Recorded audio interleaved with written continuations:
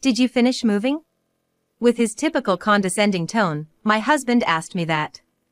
I coldly responded without meeting his gaze. I'm leaving. From that point on, I didn't utter a word and started preparing to leave the house. I'd reached my limit with the daily berating from my husband and mother-in-law. It felt like something within me shattered.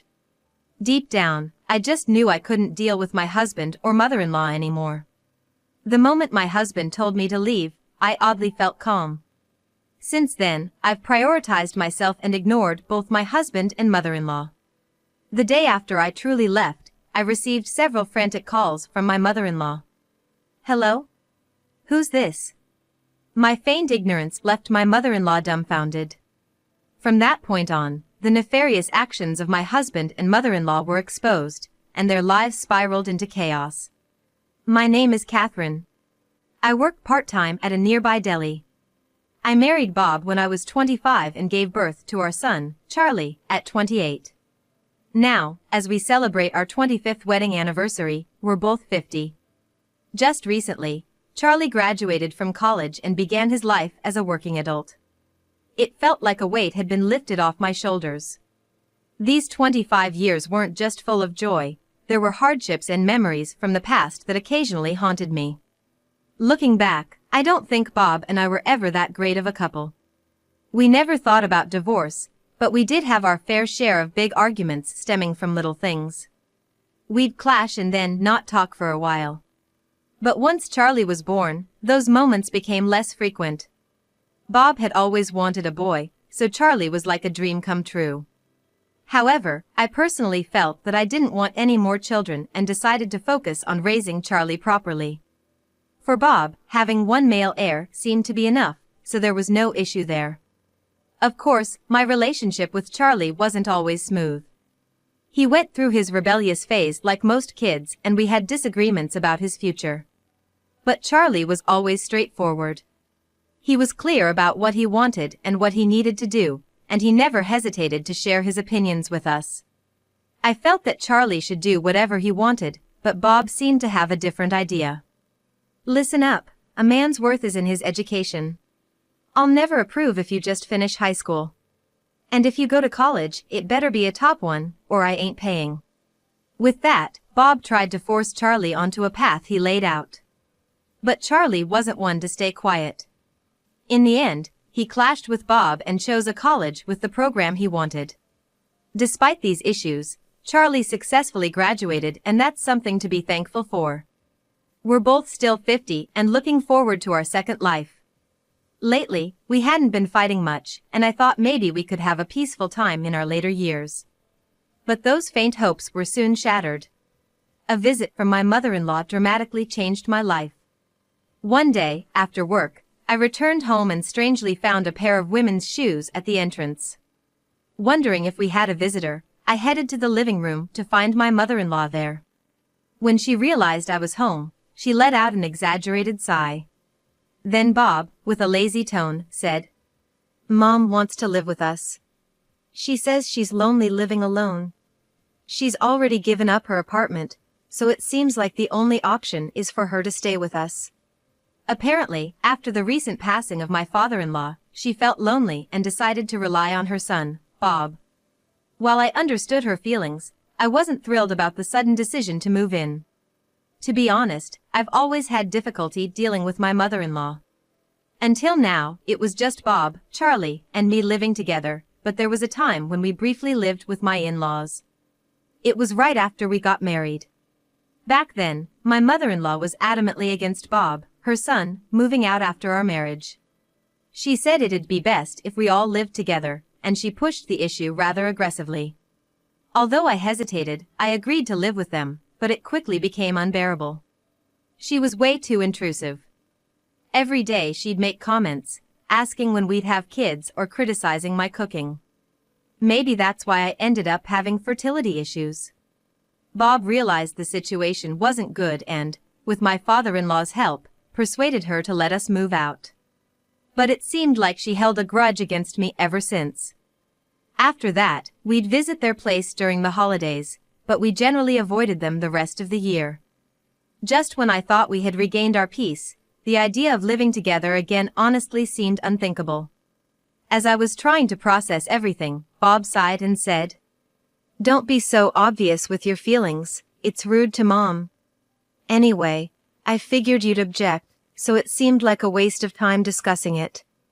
My siblings are busy with their own kids, so Mom has no one to rely on but me. Understand that." He sounded quite irritated. Since she had already given up her place, there was no turning her away. Exhausted, I tried to sit on the couch, but she stopped me. "What do you think you're doing? We were waiting for you. Now, go make dinner." She wouldn't even let me rest and insisted I cook. As expected, she complained about the meal.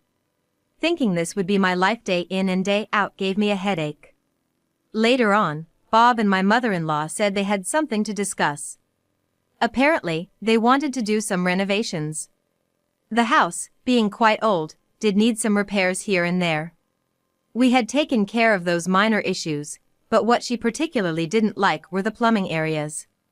She said the bathroom and toilet looked old and dingy and needed a makeover.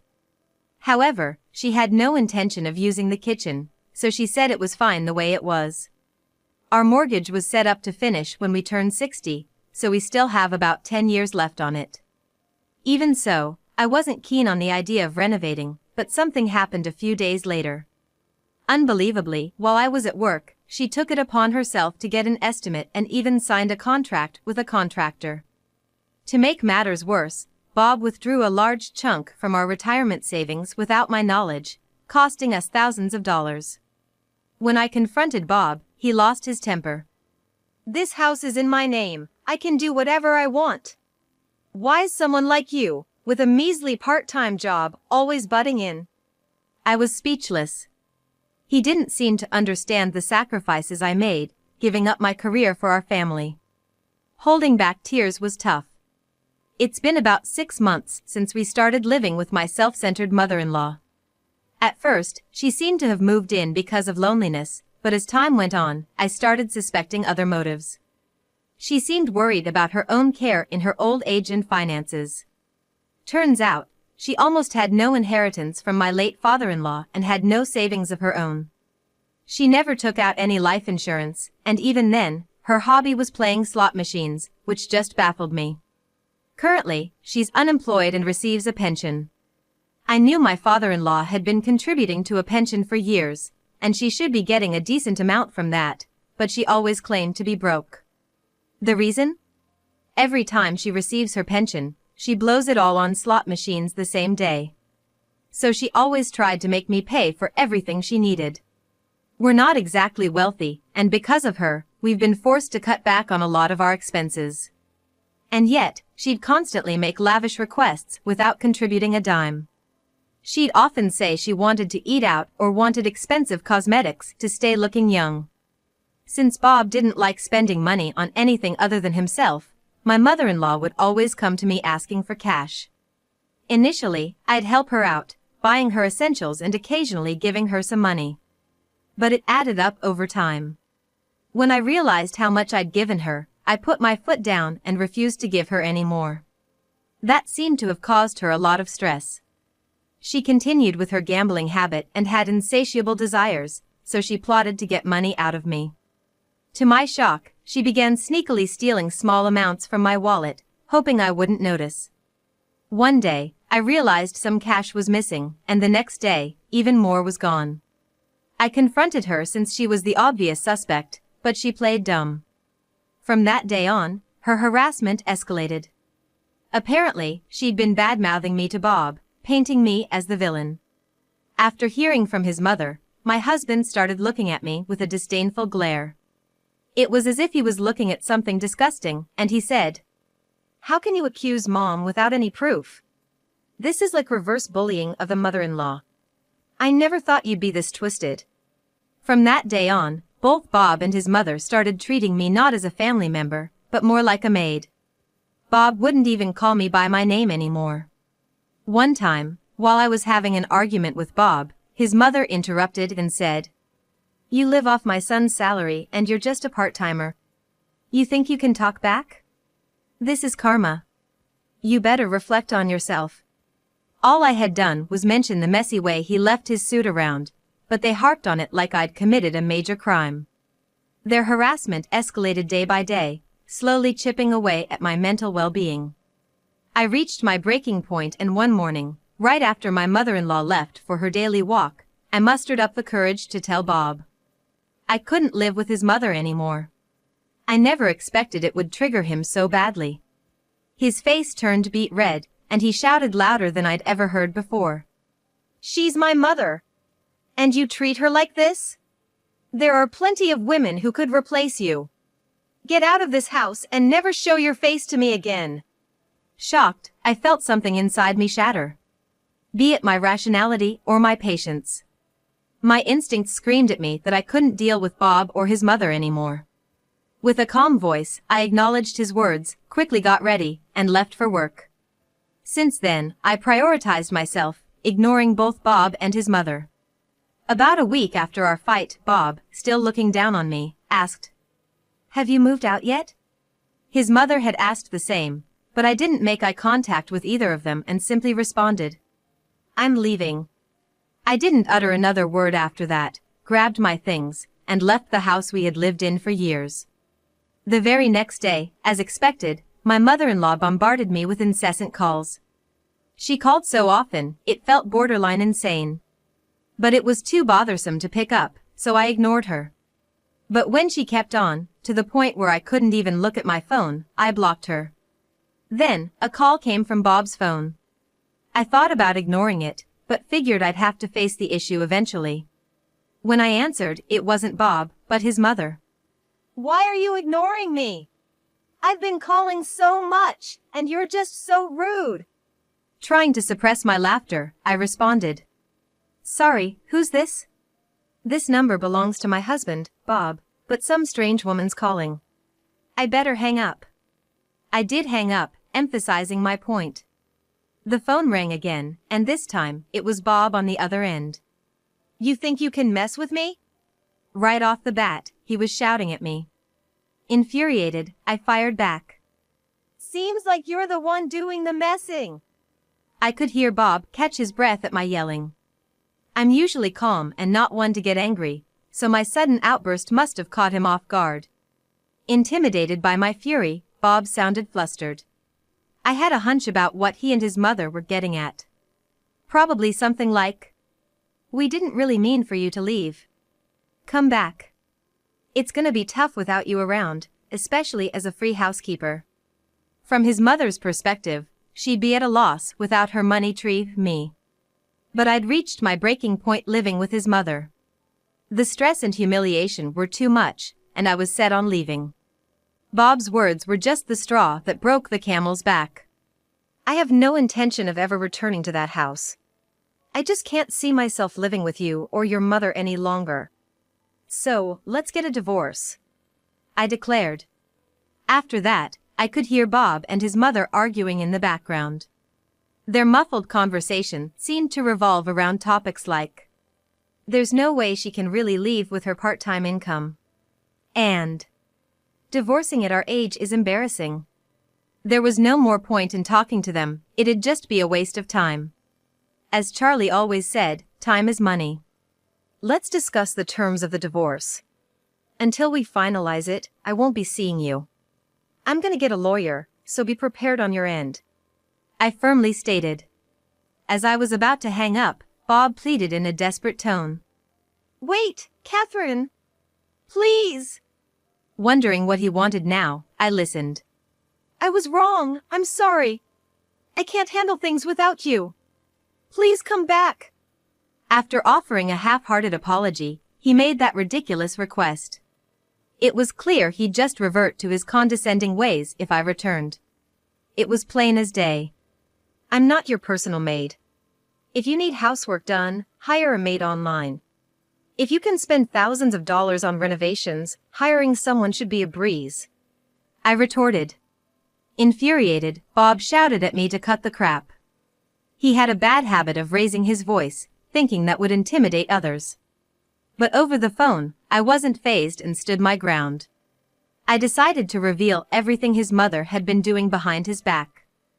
from stealing money from me, blowing her pension on gambling, and even more shocking secrets. Surprisingly, even though Bob's mother claimed to be devastated by her husband's death, she's recently been spotted enjoying coffee with a younger man. Neighbors unanimously reported seeing her walking and chatting with this man at coffee shops, so there's no doubt about it. Furthermore, she's been handing him cash. The money she's stealing from my wallet wouldn't cover all of her expenses. Bob was also a target for her financial schemes. Stored in our bedroom closet were the pricey clothes and bags Bob had cherished for years. Knowing this, Bob's mother secretly stole them and sold them at a thrift shop. Foolishly enough, she had been selling them at the thrift shop right across from the deli where I worked, so I knew everything about it. Bob probably never opened that closet regularly, so he likely hadn't noticed. When I revealed this, Bob whispered in disbelief, "This can't be true." Suddenly, there was commotion on the other end of the call. From the sounds of it, he was checking the closet, accompanied by his mother's desperate attempts at explanation. After a pause, a disheartened Bob murmured, "It's really gone. All the brand name bags and clothes I bought when I was younger are missing." In response, his mother continued to feign innocence, even suggesting that a burglar might have been responsible. "That's impossible. When we built our home, we prioritized security. We have a contract with a security company and have installed surveillance cameras. If an intruder broke in, a security officer would have been alerted. The evidence pointed only to an inside job. Do you see now? Your mother, using the death of your father as an excuse, really aimed for our money. The police can't intervene in these civil matters, so you're gonna have your hands full, huh?" I pointed out. Hearing this, I could discern Bob's stifled sobs. He said he would contact again regarding the divorce. I emphasized I was set on divorcing him, but he hung up without responding. Days later, Bob, his mother, and I met at a local diner to discuss further. Bob had mentioned in a text that he was considering the divorce, and I had taken his word for it. Seeing them face to face, both appeared haggard, as though they had lost weight. The receipt from her purse confirmed she had sold Bob's belongings, and he had no choice but to accept the reality. His mother seemed much more subdued than before. She sat there, shrinking into her seat, avoiding eye contact. After a prolonged silence, Bob finally spoke. "I found out she's almost out of money. I'm thinking of getting her a place in a public housing project. Of course, I won't be helping her financially. That's fair, right?" I didn't agree. My only goal in attending the meeting was to discuss our divorce. Given the direction this conversation was heading, it felt like things were moving towards a reconciliation. I tried to change the course. "Do what you want regarding your mother. The only thing I want is a divorce. Nothing else." Seeing as I already regarded Bob as a stranger, I said this with a cold tone. The next moment, his head dropped so low it almost touched the table, and he began to plead. "I'm so sorry, Catherine. Please don't divorce me. I promise I'll never make you upset again. I'll repay all the money my mom took from you. Please, I beg you." Despite his feeble pleas, I couldn't feel any sympathy. Bob clearly had no intention of divorcing, and his mother just looked flustered and anxious. If pushing them wasn't working, I thought I might have to use another approach. I sighed and pulled out a photograph from my bag. The moment they saw it, both Bob and his mother's faces turned even paler. It was a picture of Bob walking hand in hand with a young woman. As it turns out, Bob had been having an affair with a coworker behind my back. And this wasn't something recent. It's been going on for over a year. When I first discovered Bob's affair, our son Charlie was still in college. I thought if I filed for divorce then, it might impact Charlie's future, so I kept silent.